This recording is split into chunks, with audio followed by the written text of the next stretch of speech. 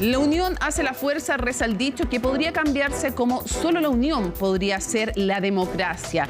Y es que la oposición en Venezuela tiene pocas opciones de torcerle la mano a la dictadura, que bajan a cero si se separa.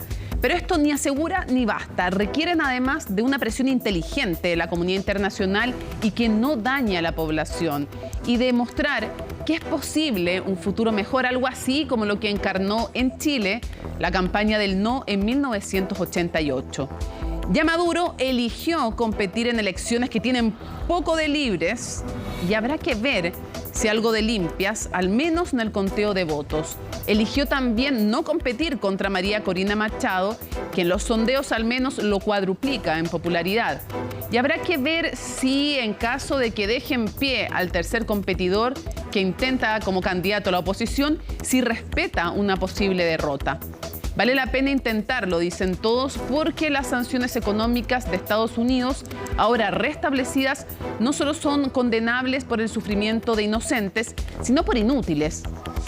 Más solo y más aislado, tras las críticas de Petro y Lula, Maduro será algo más débil, pero mucho más impredecible. Ya tras las primarias de la oposición en octubre pasado comenzó una represión cada vez más intensa y brutal. Venezuela vive la crisis económica como hace medio siglo no ha vivido un país sin guerra. Casi 8 millones huyeron del país. Y el 85% de ellos no volvería aunque la economía mejorara si es que Maduro sigue en el poder. Lleva una década aferrado a él. Chávez estuvo 16 años. De los líderes opositores depende en buena parte, aunque no solo de ellos, abrir una ventana que cambie el horizonte del régimen de quedarse hasta el 2000 siempre. Comienza Conexión Global Prime.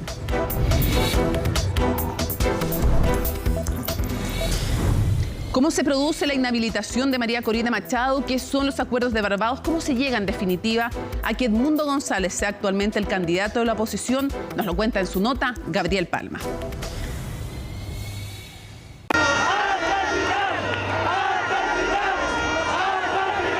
La oposición venezolana ha pasado por semanas difíciles para definir al candidato que enfrentará a Nicolás Maduro en las elecciones del próximo 28 de julio, no por la falta de consensos, sino por las trabas para inscribir a sus cartas presidenciales. Luego de las dos candidaturas rechazadas hasta la fecha, la oposición dio con el nombre de este diplomático como su figura presidencial, Edmundo González Urrutia. La honrosa designación de mi persona como candidato presidencial de todos los que quieren un cambio en nuestro país es una responsabilidad que acepto con humildad. El opositor de 74 años trabajó durante algunos años bajo el alero del chavismo durante sus labores como embajador en Argentina a inicios de los 2000, cargo del que luego sería destituido por las notorias diferencias con el propio Hugo Chávez. Desde entonces, González Urrutia ha seguido una discreta carrera pública, destacando sus libros sobre la situación política venezolana y la presidencia de la Mesa de la Unidad Democrática, el principal bloque de la oposición. Ya tenemos fecha, 28 de julio. Ya tenemos tarjeta y ya tenemos un candidato que ha sido apoyado por todo el mundo, por todos los partidos políticos, por los ciudadanos de bien, Edmundo González Urrutia. Estamos comprometidos a llevar adelante una transición en la que se garantice la libertad de los presos políticos, el retorno de los exiliados y de todos los venezolanos que se han ido y quieran regresar. Es esta postura conciliadora la que pareciera posicionar a Edmundo González por el buen camino para ser ratificado por el Consejo Nacional Electoral como candidato apto para las elecciones presidenciales. Sin embargo, y como ya ha sido costumbre, las complicaciones han comenzado a surgir a solo horas del término de la prórroga de inscripciones habilitada por el CNE. ¡Libertad! ¡Libertad! ¡Libertad! ¡Libertad! Y es que los obstáculos a la oposición venezolana no han faltado, partiendo por la fallida candidatura de María Corina Machado, ganadora de las primarias de la Plataforma Unitaria, quien fue inhabilitada para ejercer cargos públicos por hasta 15 años por presuntos delitos de corrupción. Vi, al igual que ustedes, una transmisión en vivo pasada a las 12 de la noche, donde se demostró que no le permitieron a la tarjeta de la Mesa de la Unidad Democrática inscribir ningún candidato. Su candidato y el nuestro es Corina Lloris y sigue siendo Corina Lloris. Pero como Machado, Corina Lloris tampoco pudo inscribirse. Me hicieron así, me dieron un testigo. Yo seguí la carrera.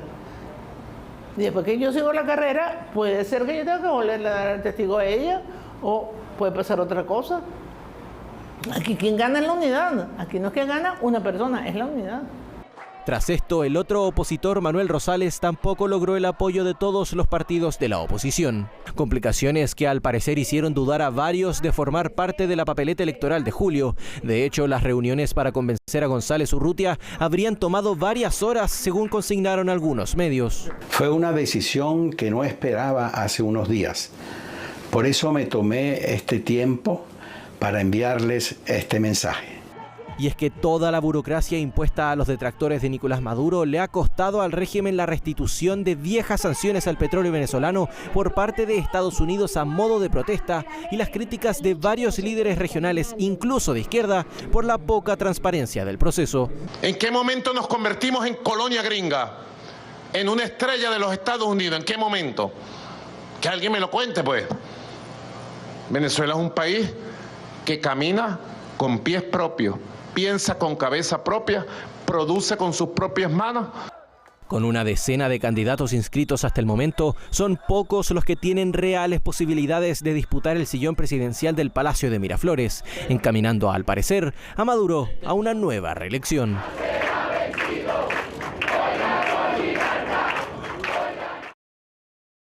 Y comenzamos el análisis y la actualización de la noticia junto a un destacadísimo periodista que nos ha acompañado en otras ocasiones en Conexión Global Prime, Marcos David, periodista de Armando.info, que además aprovechamos de recomendar como forma de informarse sobre Venezuela. Muchísimas gracias por acompañarnos. Mónica, como siempre, un placer saludarte a ti y a tu audiencia. Lo primero que quisiera preguntarte es cómo ha tomado la opinión pública venezolana y también el régimen el nombre de Edmundo González como candidato unitario de la oposición.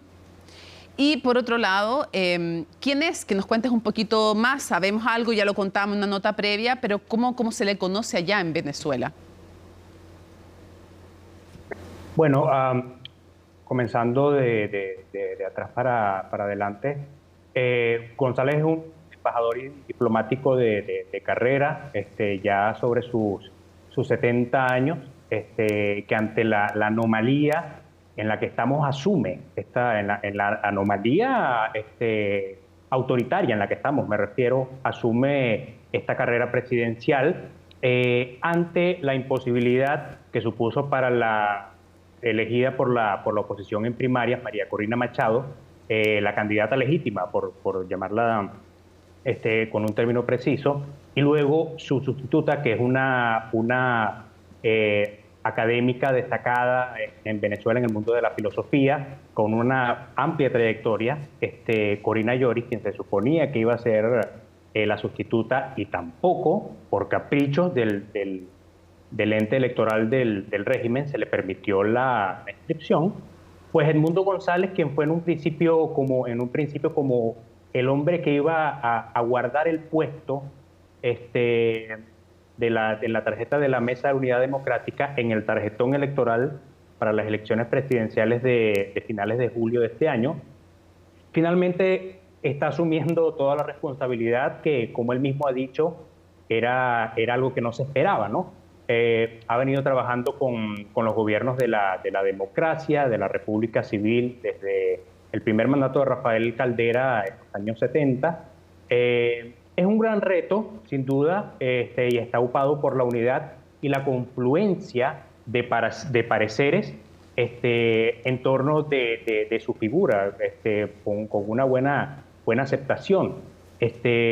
Ha sido también algo importante que la oposición se haya puesto de acuerdo en torno de esta figura, y eso va a ser clave en los próximos meses para determinar que su candidatura levante, como es esperado, con el apoyo de María Corina Machado, con el apoyo ahora de Manuel Rosales, y toda esa oposición que se congrega en torno de estas dos figuras.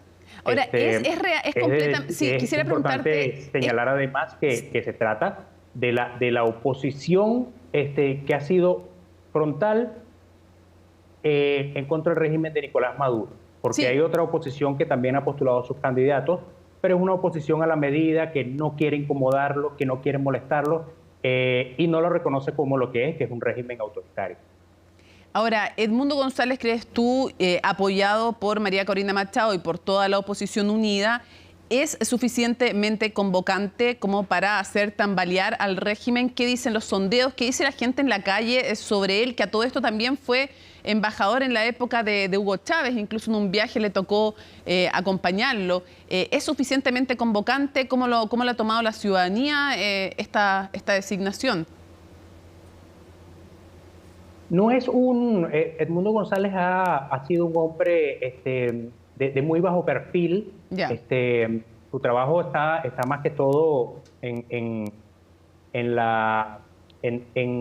coordinar, en aglutinar, etcétera, pero nunca dando la cara o ante un discurso de masas, emocionando, convocando multitudes, etcétera. Es la primera vez en la vida que le toca esto. Pero claro, hay que entender además que no es una candidatura de un hombre que buscaba ser candidato, sino de alguien que le toca. Y él asume esta responsabilidad porque entiende el papel histórico que va a tener. Y por supuesto hay muchas posibilidades de que eso esa candidatura siga levantando, porque cuenta con la venia, con la aprobación de María Corina Machado, Marco, que fue la gran ganadora de las primarias de octubre de 2022, sí, de Marco, 2023, perdón, desconocidas por el régimen de Maduro. Quisiera preguntarte cuál ha sido la estrategia desde esas primarias en que las gana con un 92%, si mal no recuerdo, María Corina Machado. ¿Cuál ha sido la estrategia del régimen? Porque hemos visto una cosa como media ambivalente, estrategias como de acercamiento, de tratar de mostrarse más afable a Maduro y por otro lado represión. ¿Cómo ves tú? ¿Qué ha hecho en este tiempo el régimen de Nicolás Maduro? ¿Cuál es su estrategia hoy? Bueno, en los primeros días, en la primera semana, inmediatamente después de la elección primaria, en octubre del año pasado, hubo un intento de conocer lo que pasó, que fue, además, hay que decirlo, un evento que demostró, la primaria, que la gente quiere votar y que les desmonta al régimen la línea discursiva que acusa a la oposición de abstencionista y de promover la violencia, etc. Luego, para hundir el impacto de la primaria, se saca de la chistera un referendo para preguntar a la gente si defiende o no el Esequibo. Entonces, como Estado soberano, no es lo que te corresponde. Entonces, eso también sirve además para agitar banderas nacionalistas. Y por otra parte, que la disputa con Guyana, la ley orgánica para que los chilenos lo entiendan, de la Marco, Guayana Esequiba, para que los chilenos, el desconocimiento de la justicia internacional. Marco, para que los chilenos entiendan, fue el referéndum con la disputa con Guyana que armó el régimen. En diciembre, correcto, claro, a principios de diciembre. Ahora, preguntarte un poco, estamos pensando, vienen las elecciones y muchos obviamente se preguntan cómo va a ser este camino, pero cómo va a ser el momento también de las elecciones. Y para ello es bueno hacerte una pregunta previa. ¿Qué sustenta el poder de Nicolás Maduro hoy día? Porque las encuestas nos dicen que ha bajado su popularidad. No hay que dejar de desconocer que en un momento Hugo Chávez llega con muchísima popularidad, gana de manera legítima elecciones. Bueno, luego empiezan a ocupar todo el aparato, pero tenía una popularidad muy alta. Maduro, cuando es designado por Chávez, probablemente también tenía una popularidad bastante alta. ¿Qué sustenta hoy día el poder de Nicolás Maduro? Importante acotar, Hugo Chávez llega con una amplia popularidad y por las vías democráticas, pero inmediatamente empieza a concentrar todos los poderes. Sí. A secuestrarlo. Y la respuesta es simple. ¿Qué poder sostiene hoy en día a Nicolás Maduro? Pues la subordinación de todos los demás poderes, además del Ejecutivo. El poder electoral responde a las órdenes de Maduro. El poder judicial, ni hablar. todo lo que el poder legislativo está controlado por una mayoría oficialista que responde a las órdenes y a los caprichos de Nicolás Maduro. Entonces, esa es la columna vertebral que en este momento sostiene al régimen de Maduro, porque no hay en realidad un apoyo popular contundente como el que en efecto llegó a tener algún día Hugo Chávez. Pero se sustenta, me refiero, yo entiendo la arquitectura que han armado de régimen, pero se sustenta en el apoyo del ejército, del petróleo, de los aliados internacionales. Por supuesto, el Ministerio de la Defensa y por supuesto las Fuerzas Armadas son el gran sustento y además el brazo represor del régimen de Nicolás Maduro en este momento, que se dedica pues a perseguir, a encarcelar a la disidencia, a meter miedo para que se viva en una aparente normalidad que, como todos sabemos, no existe en este momento en Venezuela. Con la apertura de algunas sanciones, siempre le entra como un respiro al régimen de Nicolás Maduro. También hay que hablar del tráfico de oro, por ejemplo, que son otras entradas adicionales que tiene, pero ya el oro venezolano está reconocido como oro de sangre en el mundo. Entonces lo que le queda es el tráfico y la apertura de estas sanciones que le dan cierto respiro de vez en cuando. Tengo dos preguntas para cerrar. Lo primero es, ¿qué tan crítica es hoy día en la cotidianidad la crisis económica que se vive en Venezuela? Producto de muchas cosas, entre otras de cómo ha disminuido la producción por falta de inversión, por mal manejo del petróleo, producto también de las sanciones, hay que decirlo. ¿De qué estamos hablando hoy día en lo cotidiano cuando hablamos, para que le expliques a los chilenos, cuando hablamos de una crisis profunda en la economía, más fuerte, dicen algunos, que lo que se ha vivido en cualquier país en 50 años de país sin guerra? Un país sin guerra no ha vivido algo tan terrible en 50 años. Sí, económicamente Venezuela salió de la hiperinflación, pero eso no significa que la economía no siga descalabrada. Aún hay controles. La burbuja que se vivió en un momento con la apertura de, por ejemplo, de los bodegones, con algunas importaciones que se permitieron, no significó para nada una mejora económica, sino simplemente unas imágenes de las que el gobierno de Maduro se valió para aparentar normalidad. Pero por otra parte, los números siguen ocurriendo, siguen creciendo, los números que desmontan toda esta propaganda. Un colega venezolano, Gabriel Bastida, con muy buen tino lo resumió así: hay 8 millones de migrantes forzados, hay 16.000 detenidos arbitrariamente, hay 10.000 ejecuciones extrajudiciales, o ha habido. Ha habido 300 asesinatos en manifestaciones, 10 presos políticos muertos en custodia por torturas y más de 200 medios de comunicación cerrados en Venezuela. Continúan la vulneración de los derechos humanos con detenciones arbitrarias, levantamientos de expedientes, allanamientos, señalamientos, etc. Entonces, todo eso contrasta con lo que el gobierno de Maduro pretende hacer ver y vender a través de esas imágenes que hablan de una supuesta bonanza o de una supuesta recuperación. Cierro preguntándote, nos quedan unos segunditos para preguntarte y destacar además que es duro ser periodista hoy día en Venezuela, y por eso te agradecemos más que converses con nosotros. Quiero solamente, lo más breve que tú puedas contarme, ¿cómo te imaginas el futuro de Nicolás Maduro si es que pierde las elecciones? ¿Qué viene para Maduro? Bueno, en un periodo de transición que, como todos esperamos, y a diferencia de lo que ha sido este gobierno, respete los derechos humanos, lo que todos esperamos es que a Nicolás Maduro se le respeten los derechos humanos, algo en lo que este gobierno no ha sido muy ejemplar. Lo que puede ocurrir, claro, no es algo que me correspondería a mí decirlo, pero lo que se puede esperar y lo que uno desea es que el próximo gobierno de Venezuela sea escrupulosamente apegado al respeto a los derechos humanos, porque acá mucha falta que hace, porque muchas violaciones han ocurrido, muchas violaciones ha habido y sigue habiendo en Venezuela en este momento. Marcos David, periodista de Armando.info, medio que además pueden visitar ese excelente medio de referencia para conocer lo que ocurre en Venezuela. Muchísimas gracias por habernos acompañado. A ustedes.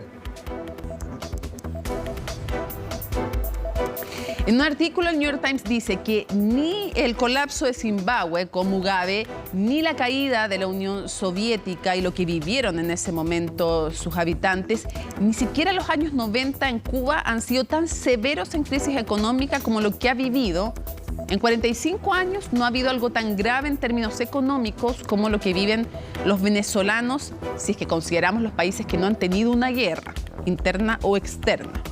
Veamos cifras. Bueno, ya sabemos que es como un poquito menos de 200.000 kilómetros más grande que Chile, Venezuela, 200.000 kilómetros cuadrados. Habitantes 28 millones, 8 millones de ellos han huido del país. La mitad vive bajo, un poquito más, 51,9% vive bajo la línea de la pobreza. Ingreso per cápita en un país tan rico con el petróleo, 15.975, muy parecido a lo de Chile, pero ojo, que eso es del año 2014. Ha ido deteriorándose la situación, pero es siempre promedio, estamos hablando promedio cuando hablamos de los ingresos per cápita. En desempleo, 5,9% es lo reconocido con una informalidad brutal.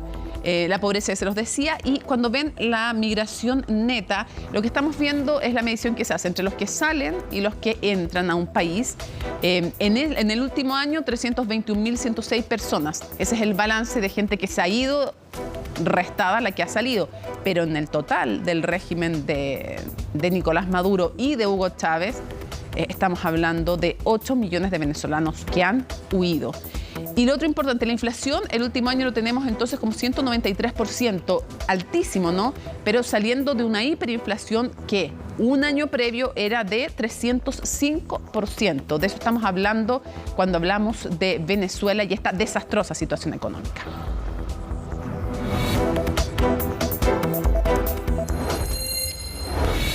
Viajamos de inmediato hasta Venezuela para contactarnos con una de las principales líderes opositoras, la destacada dirigente Delsa Solórzano. Muchísimas gracias por conversar con nosotros, Delsa. Gracias a ti, Mónica. Es un placer poder conversar contigo hoy. Quisiera preguntarte, ¿está a firme este candidato o Edmundo González, me refiero, el candidato que han reunido los opositores, o temen ustedes que también el régimen lo intente bajar a él? A ver, eso tiene dos respuestas posibles. La primera, desde el punto de vista legal, Edmundo González es el candidato firme de las fuerzas democráticas, un candidato que además debo decir que fue electo por la unanimidad de todas las personas que integramos la alianza opositora, incluyendo a nuestra candidata electa en primarias, María Corina Machado. Él fue seleccionado por todos nosotros de manera unánime, repito, y su candidatura está firme ante el ente rector en materia electoral, que en el caso de Venezuela se llama Consejo Nacional Electoral. Sin embargo, tengo que decir que en Venezuela vivimos en dictadura, como ustedes bien lo saben, y que ello puede implicar cualquier tipo de riesgos. De hecho, para inscribir a Edmundo hemos tenido que sortear una enorme cantidad de obstáculos que lamentablemente no pudimos sortear en el caso de María Corina Machado o de Corina Lloris, que fue la primera persona seleccionada por nosotros también de manera unánime. Luego, al escoger a Edmundo también de esta forma, pues, bueno, las dificultades para que los partidos de la alianza que decidieron a posteriori respaldarlo una vez que él aceptó ser nuestro candidato fueron enormes, y evidentemente pesa sobre nosotros de manera constante cualquier tipo de amenaza sobre nosotros como alianza, sobre nosotros como dirigentes y evidentemente Delsa, también sobre Edmundo, de tal manera que está muy valiente. Acabas de decir algo clave y quisiera preguntártelo en primera persona. Tú, ¿cuál es el tipo de amenaza o seguimiento? Cuéntanos tú, que tú has sufrido como dirigente opositora. Bueno, además de las agresiones físicas, Sí. de las que lamentablemente he sido víctima a lo largo de todos estos años, pues yo soy perseguida constantemente. Para mí moverme libremente por el país no es posible. En cada uno de mis recorridos por la nación soy víctima de persecución por parte de la policía política del régimen. Me colocan obstáculos para que sea imposible moverme entre una ciudad y otra o entre un estado y otro. Y acá mismo en la ciudad de Caracas, donde me encuentro, estoy permanentemente seguida y vigilada por la policía política de la dictadura. Delsa, aquí ya, imaginemos que no le ponen problemas a Edmundo González y llega a la fecha de la elección. Aquí hay dos posibilidades. Primero, quiero saber tu parecer como la dirigente de la oposición que eres. Primero, ¿el sistema es suficientemente seguro como para que la votación, me refiero, ya sé todas las dificultades que han habido, para que la votación en sí sea transparente en los resultados? ¿Es así o no y de qué depende? Y lo segundo, si es que fuera transparente el proceso de votación, ¿crees que en caso de ser negativo a Maduro va a respetar ese resultado? A ver, no hay condiciones electorales hoy en el país, esa es una realidad. Nosotros tenemos muchísimos años luchando para que podamos tener un proceso electoral libre, justo y verificable. Esa ha sido la lucha de las fuerzas democráticas a lo largo de muchísimo tiempo. Hoy no podemos decir que esas condiciones están dadas de manera definitiva. Hoy no podemos decir que se han cumplido con los extremos que exigió desde el año 2021 la Unión Europea para considerar que en Venezuela podría ocurrir un proceso electoral medianamente transparente. Pero nosotros somos conscientes de que vivimos en dictadura. Mientras vivamos en la circunstancia en la que hoy vive mi nación, nosotros no vamos a tener una elección democrática como la que puede estar acostumbrada cualquier nación que viva en democracia. Nosotros tenemos un cuarto de siglo viviendo en dictadura. Delsa, pero a pesar de ello, ¿sí? Sí, han tenido, por ejemplo, en el caso de la elección legislativa y en el caso anterior también de Leopoldo López, tuvieron resultados en el fondo favorables para la oposición, en un caso negativo, pero por muy cerquita del régimen, ¿no? Entonces la pregunta es, si es que se diera a conocer que el resultado es favorable para ustedes, ¿de qué depende, crees tú, o qué puede hacer la comunidad internacional para que el régimen de Maduro reconozca el resultado, si es que tienes el temor efectivamente de que no lo reconociera? No lo respetara más bien. O sea, lo reconociera pero no lo respetara. La última elección presidencial en Venezuela fue la de Enrique Capriles. Es una elección que nosotros estamos seguros de que ganamos. De hecho, recientemente fue conocido el caso por el fraude que se hizo en Venezuela en la propia Comisión Interamericana de Derechos Humanos, y este caso está incluso para la Corte Interamericana de Derechos Humanos. ¿Cuál es la diferencia hoy, Mónica? La diferencia hoy es muy sencilla. Cuando nosotros ganemos la elección del 28 de julio, no la vamos a ganar por un mínimo porcentaje. Hoy el 85% de la nación rechaza a Maduro. Hoy el 85% de la población está dispuesta a salir a votar, de tal manera que nosotros aspiramos el próximo 28 de julio un triunfo contundente en favor de Edmundo González Urrutia, quien es definitivamente la persona que representa el cambio político que hoy urge a mi país, que hoy merece mi país, pero que además le va a corresponder un papel muy importante, que es el papel de emprender la transición democrática en Venezuela. Como tú bien sabes, y en Chile ya lo vivieron en alguna oportunidad, después de un proceso de dictadura o de conflicto, lo que viene es transición. Y Edmundo González es un hombre preparado para ello. ¿Que va a ser fácil? Estamos seguros de que no lo será. Obstáculos estamos enfrentando hoy y vamos a seguir enfrentando. Pero lo importante acá es que todos juntos, todos los demócratas en Venezuela hemos decidido emprender este camino electoral y contamos hoy con el apoyo del 85% de una nación que decidió cambiar y que además lo vamos a hacer juntos. Quisiera preguntarte, ¿qué le piden ustedes hoy día a la comunidad internacional por un lado? Y por otro lado, ¿qué errores tácticos del pasado, que tú en algún momento también has señalado, no pueden como oposición volver a cometer? Bueno, lo primero a la comunidad internacional, evidentemente, es que no nos deje solos. No han sido pocas las oportunidades en las que Eventualmente la comunidad internacional ha mirado para un lado mientras a los venezolanos nos maltratan, nos acosan, nos persiguen, nos encarcelan. Hoy la cantidad de presos políticos aumenta de manera constante. El equipo de María Corina Machado, la gran mayoría de ellos, o está preso, o está en una embajada, o está en la clandestinidad. Y bajo esas circunstancias, pues evidentemente la dificultad en los procesos electorales se incrementa y aumenta de manera constante. Con ello, uno no puede hacerse la vista gorda, hay que pronunciarse, hay que actuar, incluso, por ejemplo, con comunicados y con decisiones en los congresos hermanos y aliados democráticos, más allá de la ideología predominante que tengan, y que en efecto estén atentos al desenvolvimiento del proceso electoral.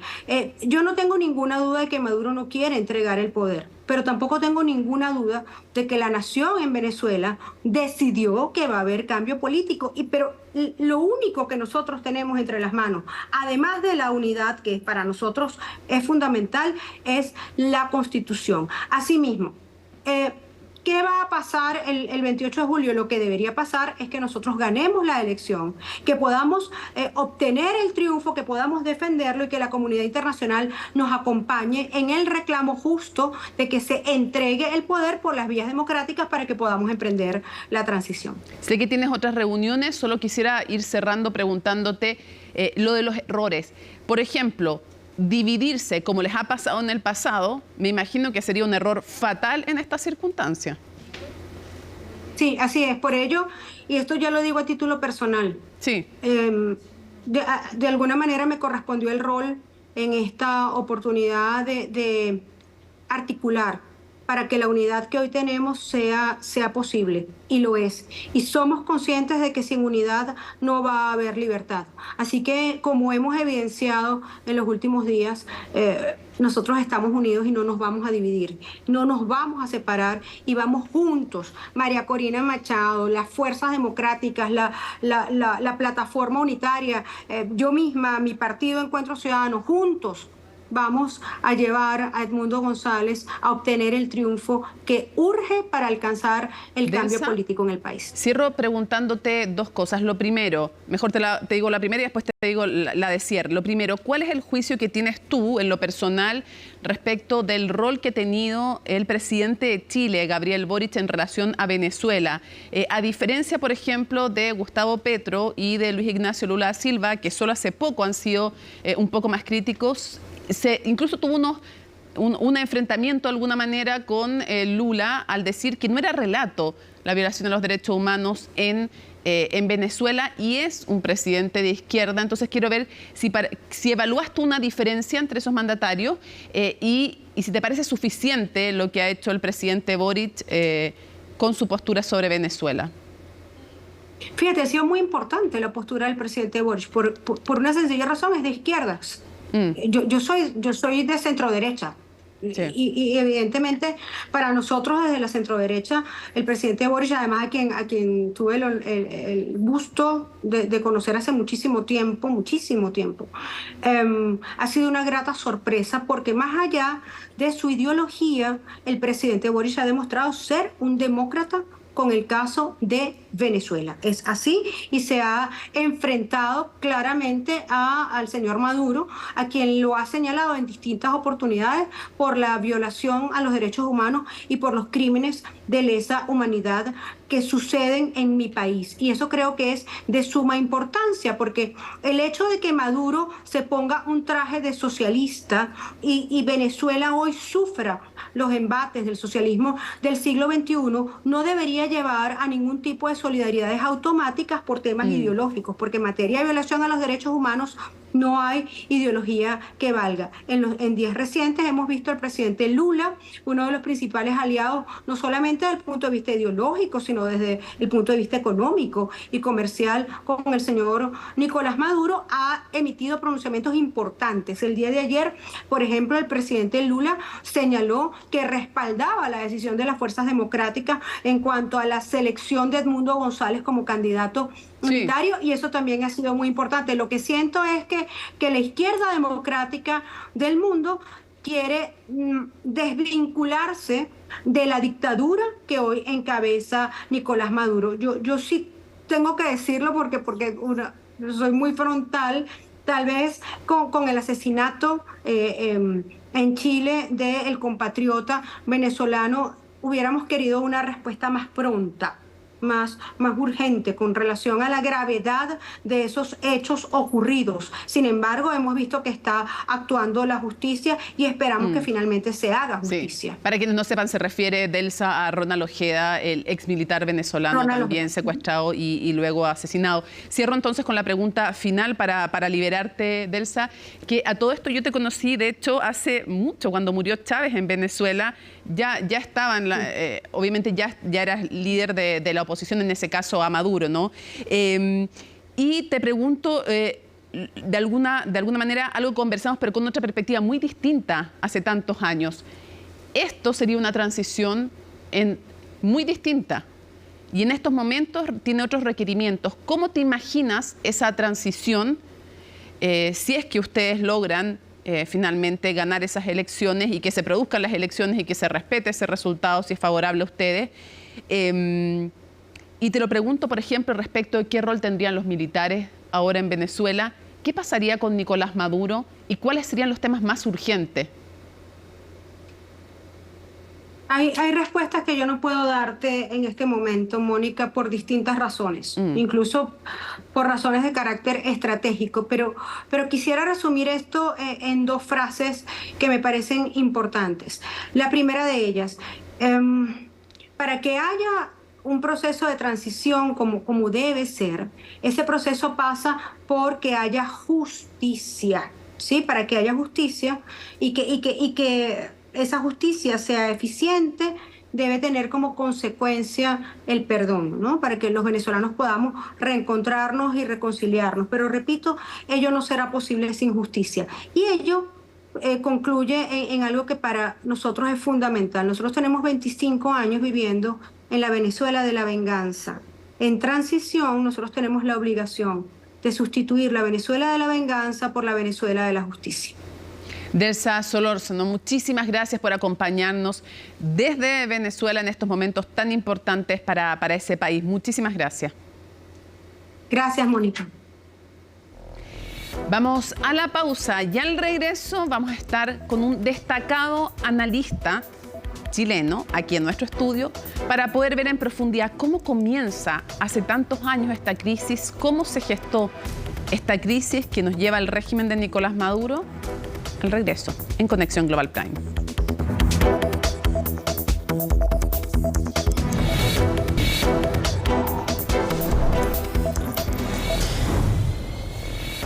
Volvemos a Conexión Global Prime con una línea de tiempo porque es relevante conocer la historia y porque una cosa es llegar democráticamente al poder, lo digo más allá de Venezuela, y otra cosa es gobernar de manera democrática y no socavar desde dentro las instituciones democráticas, que es lo que ha ido pasando también en Venezuela y terminando en una dictadura. Me hago cargo de nuevo yo de esa opinión. Vamos con esa línea de tiempo. Hay que reconocer que en 1998 el triunfo de Hugo Chávez es democrático, contundente, aplastante, de hecho, porque obtiene un 56,2% de los votos.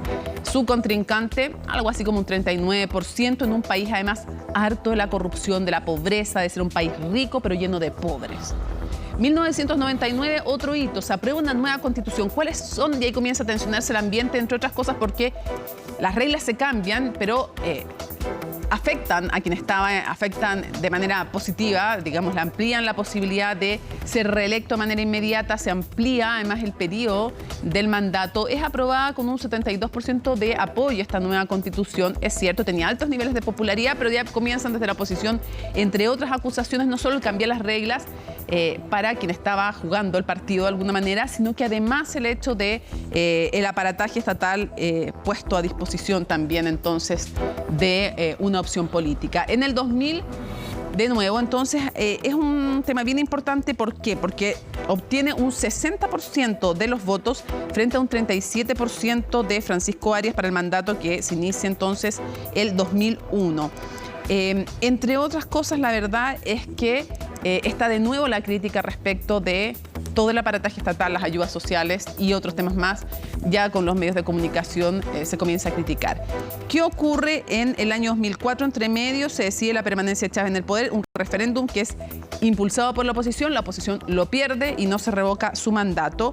Es reelegido entonces, recordemos el cambio que había habido en 1999 con una nueva constitución, es reelegido con 62% de los votos frente a Manuel Rosales, lo han escuchado ustedes, quien ahora es gobernador, ha dejado su candidatura presidencial en pos de González, que es el candidato unitario. Pero pierde entonces en esa ocasión Rosales frente a Chávez, siguen todas las acusaciones de intervención electoral. Nos vamos entonces al 2017. Ahí Chávez presenta una propuesta de reforma constitucional que incluye la reelección ilimitada, y este es uno de los primeros triunfos de la oposición a Chávez porque lo pierde.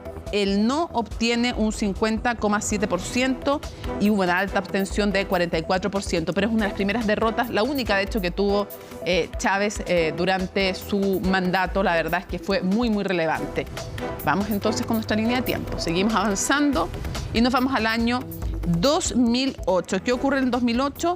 Se realizó un referéndum sobre una enmienda constitucional propuesta por Hugo Chávez y gana con un 55% de los votos para eliminar, ya le habían dicho que no, de nuevo hace una consulta entonces para eliminar los límites a la reelección de cargos públicos, y aquí sí que ya la situación con la oposición estaba tensísima, muy, muy tensa.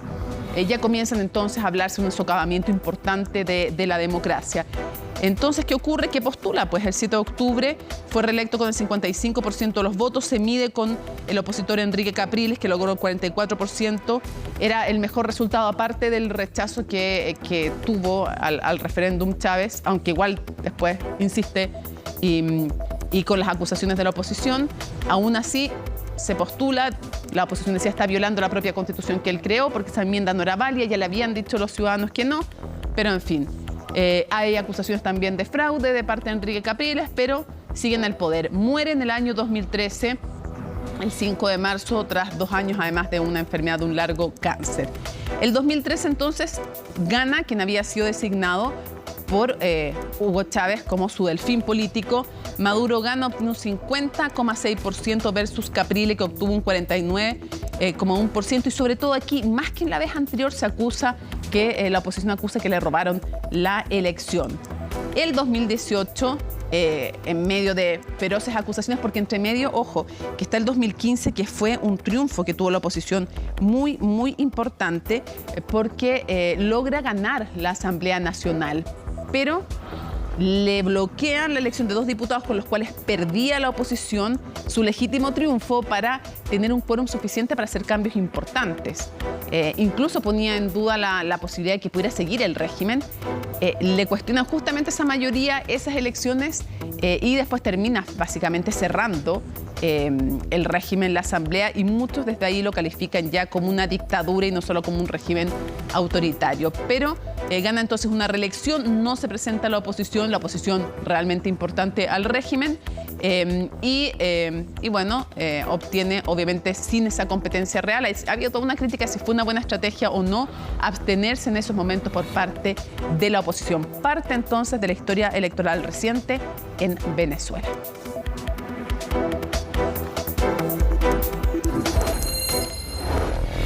Vamos a profundizar en el análisis y para eso nos acompaña con un invitado habitual, panelista de Conexión Global Prime, Gilberto Aranda, profesor titular además de la Universidad de Chile. Gilberto, muchas gracias por acompañarnos. Muchas gracias a ustedes, gracias por la invitación, Mónica.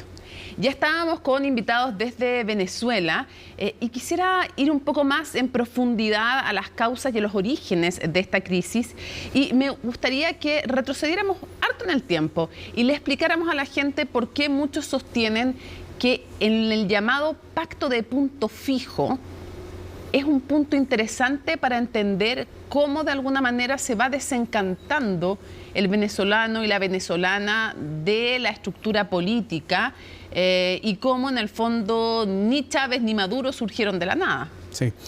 Bueno, ¿qué fue el pacto de punto fijo con Demo? El pacto de punto fijo es de 1958, es un acuerdo entre partidos, entre élites políticas, para colocar fin a una dictadura de 10 años de Marcos Pérez Jiménez, pero en general los gobiernos civiles habían sido pocos en Venezuela, apenas uno entre el 45 y el 48. De hecho, esta etapa del punto fijo entre el 58 y el 98, a veces algunos autores le llaman república civil. Sin embargo, es una democracia, como dije, un acuerdo entre élites que logra posicionarse como democracia representativa, liberal. Esa es la parte primero positiva. Y yo diría 20 años de crecimiento. Hay un periodo incluso que se habla de la Venezuela saudí, que son los años 70 con Carlos Andrés Pérez, donde el petróleo, fluía el petróleo, exactamente. En los 80, a partir del año 83, hay una crisis del Bolívar que empieza a desvalorizarse rápidamente, el panorama cambia. Ciertamente hay una población que antes tenía beneficios del chorreo, lo voy a decir así, que quedaba, y que a partir del año 88 se siente crecientemente desengañada. En el 89 hay un estallido que es conocido como el Caracazo. Claro.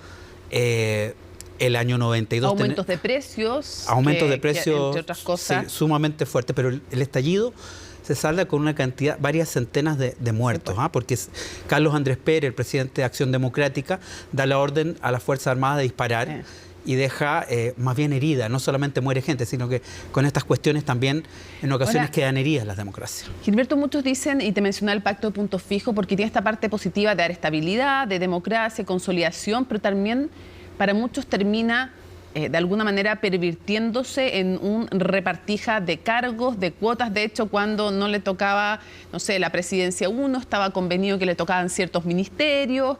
Entonces, claro, muchos dicen, comienza de una idea de estabilización, de pactar, que no es malo pactar, pero de alguna manera también termina después con el tema del petróleo, con el tema de la población que siente que las élites se enriquecen y ellos no. Siente que en el fondo hay poca democracia real y poca efectividad, además de la democracia, para resolverle sus problemas. Es un gobierno bipartidista, claro, que de alguna manera también subsiste con prebendas y beneficios. Hay mucho clientelismo. Claro, porque y había con qué financiarlo, no solamente, digamos. Al principio había harto con qué financiarlo. No solamente me refiero a las élites que dan la cara, las que están al frente, sino que también, de alguna manera, a través de las redes clientelares, van creando clientes.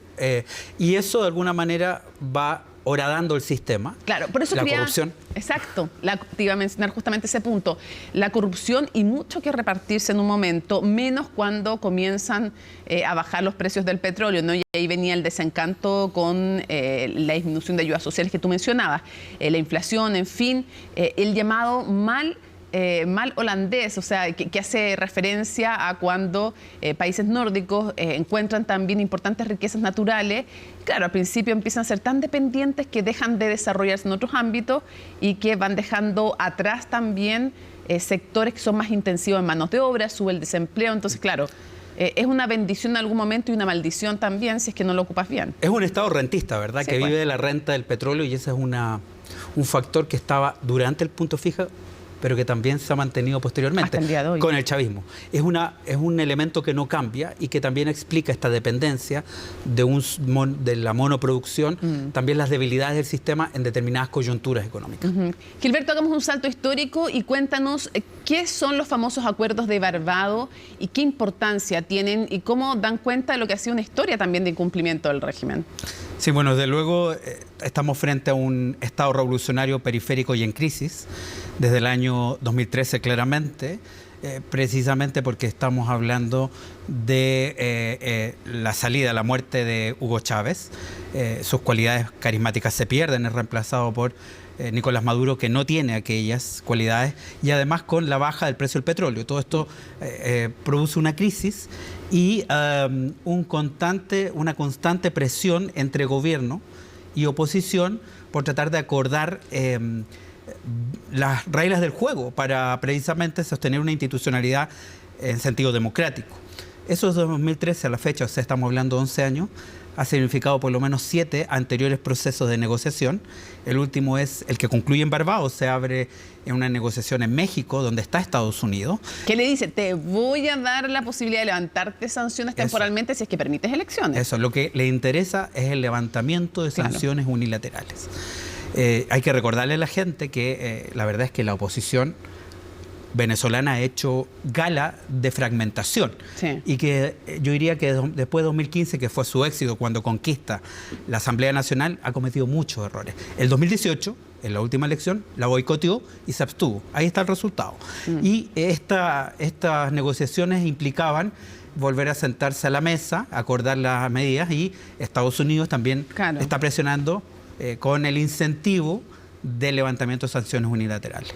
Claro, y ahora se las repone porque no deja que se inscriba María Corina Machado, que la tienen habilitada, 15 años. Después, la segunda opción, no las dejan llegar literalmente físicamente, no las dejaban inscribirse electrónicamente, tampoco lograron llegar físicamente. Y ahora vamos a ver qué pasa con Edmundo González, que es esta tercera opción, ¿no?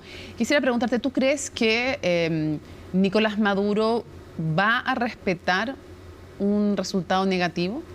Si es que este se produce. Son varias las opciones. Ahora, las encuestas dicen que sí, las encuestas por primera vez son tan claras en contra de Maduro.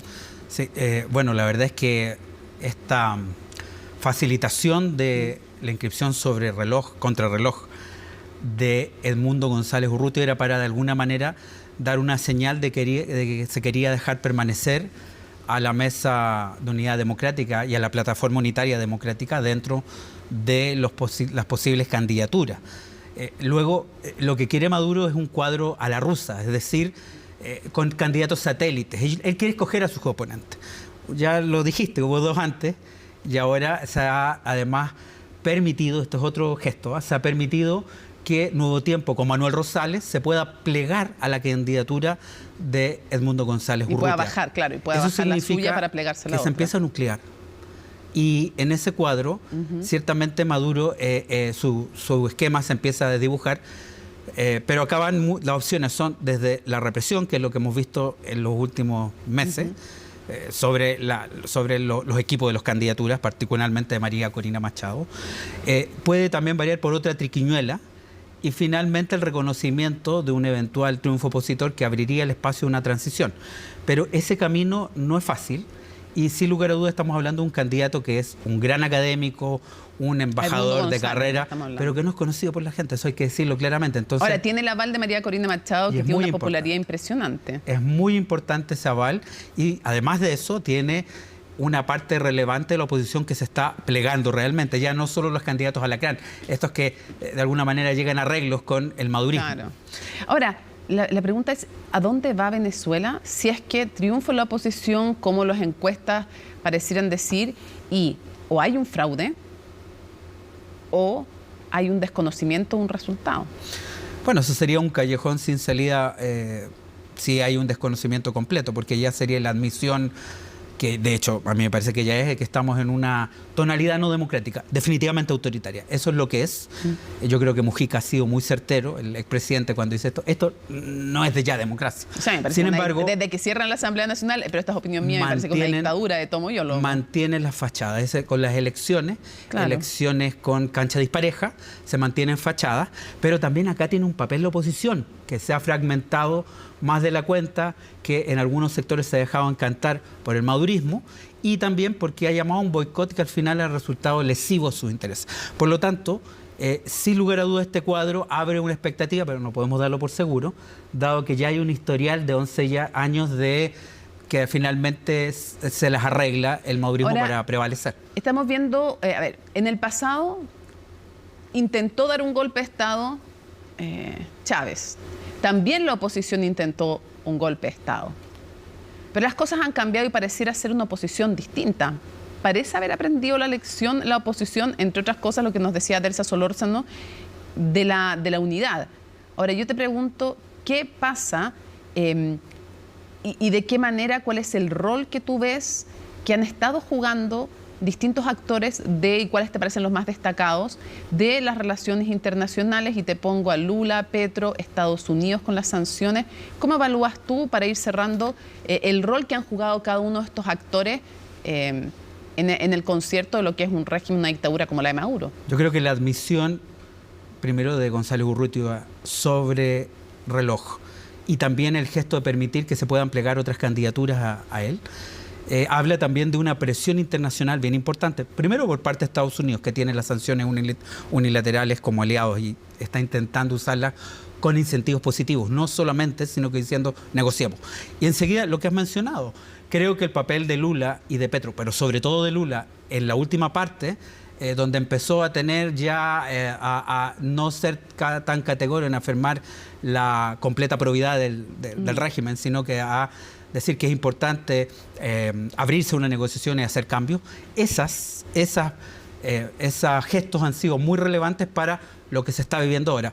El camino es el 28 de julio. Ahora, se demoraron harto estos líderes de izquierda. Particularmente Lula, que viene de otra experiencia muy distinta con Chávez,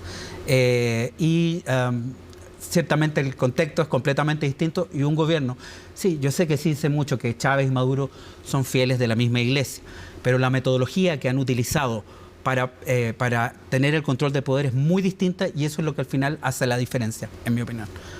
Gilberto, muchísimas gracias por habernos acompañado una vez más para analizar este tema que es tan preocupante además y estos momentos decisivos que está viviendo Venezuela. Muchas gracias a ustedes. Y nosotros nos vemos en un próximo Conexión Global Prime el próximo miércoles, porque reflexionar de un país también nos permite reflexionar del mundo, de nosotros mismos, de la democracia en definitiva y los riesgos que hoy vive en distintas partes del planeta. Nos vemos, chao.